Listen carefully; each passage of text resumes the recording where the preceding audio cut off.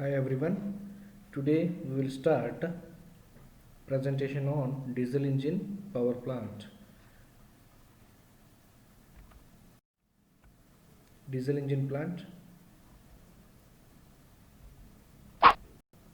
Right. About the inventor. The main inventor of diesel engine was developed by Rudolf Diesel. Developed the first single cylinder diesel engine in 1894. He signed a multi-millionaire dollar deal with Bush Company.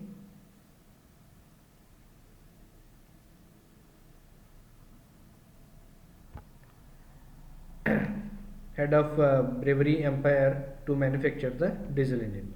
However, he lost his fortune and in 1913 mysteriously was found dead after going uh, next diesel engine plant overboard are finding increased application. So this as is the continuous or major source of Rudolf power generation. For your whenever we require continuous power load or a peak source of power generation, this can be utilized. So this is not a main source of energy for any country. It is just a supplementary. It acts as a peak load or a supplementary power for along with the hydroelectrical thermal power. So due to economy of operation, DZ plants, that is diesel generator plants, used to generate power in the range of 1 to 50 megawatt capacity and are extensively used to supplement hydroelectric or thermal power stations. So it acts as a supplement. DC plants are more efficient than other heat engines. It is available at a very short delivery times and can be started quickly and brought into the service. It can burn fairly wide range of fuels. Applications we'll see. Right. So as we discussed, it is applied during the peak load plant. Suppose example I will give you. We have some emergency festivals. We require current, or we can during the peak loads like whenever there is a requirement of extra power for only short duration. So that for that short duration we cannot depend upon the thermal power plant to generate extra energy, but normal energy is developed by the thermal power stations and extra that peak requirement is met with the diesel power plant. So it is a mobile plant, means you can take it anywhere you require. Standby units that can be kept as a standby units in the hospitals, in the schools, colleges, wherever we require. Emergency plant, so emergency it is kept as an emergency. Nursery stations it is required, starting stations, central stations, right? So it is required for different applications. One more is industrial concerns. So some industries also it is used. So this is the general layout of diesel power plant. It is most of the times asked in the exam to explain the general layout of diesel engine power plant. So majorly you see this is the engine and you just should know what are the inputs and what are the outputs of the diesel engine. So what are the engine inputs? We require air and we require diesel. So first we'll see from where diesel is coming. So this is the main fuel tank which is always away from the power station to avoid the hazards. Through the pump, strainer is there to clean that. Then through the pump it is supplied in a day tank. In the day tank, why it is called day tank? For one day how much diesel is required, that is stored in this tank, so it is called as day tank. If the day tank is full, then overflow is again coming to the main fuel tank. Through this fuel tank, one input is fuel, it is entering in the diesel engine. Second one, what is the input? That is air. So air this is the air compressor. So then it is starting air tank. So through this air tank, air is supplied to the engine. So and one more is for starting, and normal air is taken from this air filter. So air is going to filter here and it is going to take this. So this setup is for starting. Another one is for continuous working. So these are the inputs. What are the outputs? Output is, one is exhaust gas, through silencer it is going. One more is generator is going to generate the electricity. So this is the output. So other than that, the supporting components are, we need to have a lubrication, we need to have a cooling of the engine. So these are all supporting equipment. So see here, lube oil. So lube oil tank, it is entering here and it is coming up. So many moving parts will be there, so many rotating parts, oscillating parts, up and down, to and from motions are there. So these are all need to be lubricated. So lubricating oil is going to enter here through filters. One more is cooling work needs to be done. So this is the cooling tower. So heat exchanger is going to take place. So this circuit is different and this circuit is different. From the surge tank through pump, it is going to enter the oil cooler and also into the engine. As and when it enters, it circulates and it comes back through this line and it enters the surge tank. So again, while going to the surge tank, the heated water is going to be cooled in this heat exchanger using this cooling tower. So this is one circuit, this is one more circuit, this lubricating is one more circuit, lube oil tank is one more circuit. So this is how is the general layout of diesel power plant. So essential components, whatever I have explained, we are listing here. So engine, air intake system, exhaust system, fuel system, cooling, lubrication, engine starting system and governing system. So all the 8 essential components we'll see one by one. So engine, we know this green blue color which is written here. Engine, it is the main component of the plant, develops a required power. This engine is directly coupled to the generator to generate the electricity. Next is air intake system, that is filter and supercharger. So air filter, what is work? It removes the dust from the before entering the engine. Supercharger, it increases the pressure of air at the engine inlet, hence increases the engine power. They are usually driven by the engines only. So this is the air intake system. Exhaust system, we know that. So this is the exhaust system. Exhaust system, through expansion it is going out. It is a silencer to avoid the noise. Silencers and connecting ducts at a exhaust gases have a higher temperatures. Heat of the exhaust gases is utilized for heating the oil and the air supplied to the engine. So that is air preheating and oil also preheated. Fuel system is over.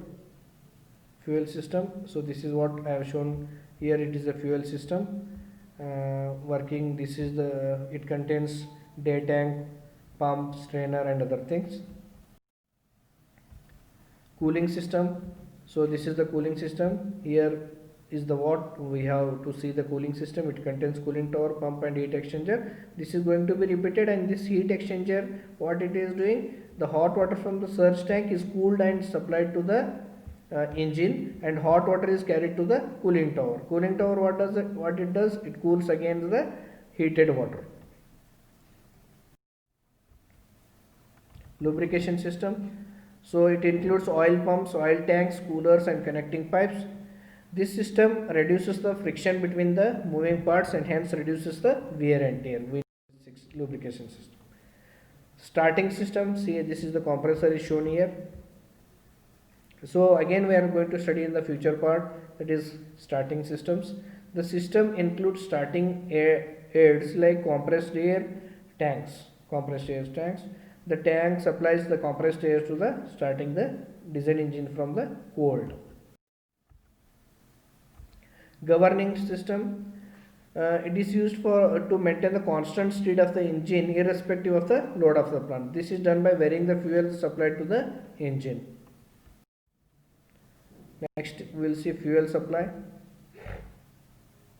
The fuel oil may be delivered to the plant site by trucks, railway wagons or barrages, And oil tankers. Oil tankers commonly we are seeing, railway wagons also we have seen, trucks also it can be supplied from the uh, tank uh, tank truck. The delivery is done using unloading facility to main storage tank, where the oil is pumped to small device storage tanks known as engine day tanks, which store oil for approximately for 8 hours. So engine day tanks store approximately for 8 hours operation. Coils heated by a hot water or a steam reduces the oil viscosity. The actual flow depends upon the fuel, engine and the size of the plant. The tank should contain manholes for internal access and repair. Manholes means a man can enter in that through that hole inside the tanks, so that it can repair some of the things. He can do cleaning work also, they can do this. So this is the system for storage of diesel engine plants. So bulk storage, two tanks we can have for bulk storage. From this also it is connected to main line. From here the fuel unloading line. From that if you close all these valves and open this valve, first open this valve and fill this tank, next close this valve and open this valve, this tank is filled, so this fuel valve can be closed. So next, later on, as we require the using fuel pumps, we can drain the oil from the bulk storage using these strainers and meters. How much we are going to calculate liters. So strainers clean the oil from the dust and other things, and it is stored in a day tank.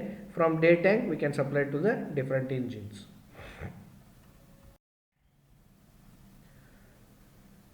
For satisfactory operation of a fuel supply system, the following points are taken care of.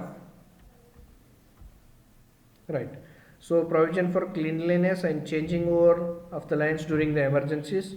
Ensure tight pipe joints in the all section, because tight pipe joint is required for to have a safety. Put all the lines under air pressure with the joints tested with a soap solution. Small air leaks into can also cause a big this one hazardous. Filter and engines should be thoroughly checked and maintained every time. Importance should be given for cleanliness. High grade filters are of great importance to remove the dirt particles. Fuel injection system. We have taken the fuel in the bulk storage, we have stored in the day tank. How it is injected, we'll see now.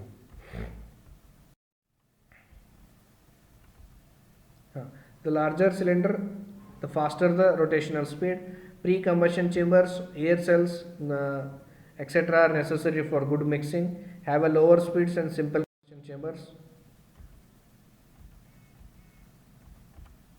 Functions of the fuel injection system are as follows. What are the functions of fuel injection system? Filter the fuel, meter it, properly time the fuel injection, control the rate of fuel injection, atomize or break up. In atomizing means what? Breaking the fuel particles into fine particles. Properly distribute the fuel through the combustion chamber. That is work of fuel injection. Types of fuel injection systems: common rail injection system, individual pump injection system, and distributor. Common rail injection means, for if suppose we have four cylinders, one common rail will be there through that it is injected. Individual pump means for a single cylinder, single pump will be there, and distributor, it will be distributing the thing one by one. We will see now. Common rail, see, this is the camshaft. Through this is mechanically actuated spray, so fuel lines to the cylinders. In this only this common rail carries this one sprayers. It contains the common rail, so it can supply the fuels to different cylinders through different passages. So this is fuel lines to other cylinders.